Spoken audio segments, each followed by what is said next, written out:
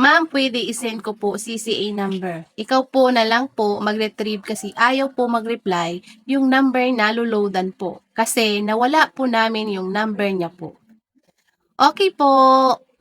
Ayan, sa mga gusto po magpa-retrieve ng kanilang mga CCA number, satellite, or signal man yan, i-comment nyo po dyan sa baba para mas madali ko pong makita. Okay? Sa mga hindi pa nakakaalam kung paano mag-retrieve, ayan, ituturo ko po sa inyo.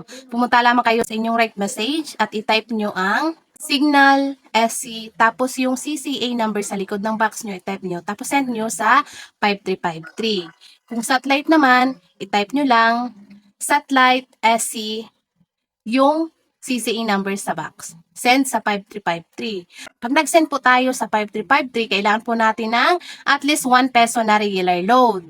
So, loadan nyo po ng at least 5 peso yung SIM card nyo kung mag-retrieve kayo para makasend po kayo sa 5353. Halimbawa, na-retrieve nyo na yung CCA number ng signal box or satellite nyo, i-save nyo na lang po para next na magpa-load ulit yung customer nyo, hindi na po kayo mag-retrieve ulit.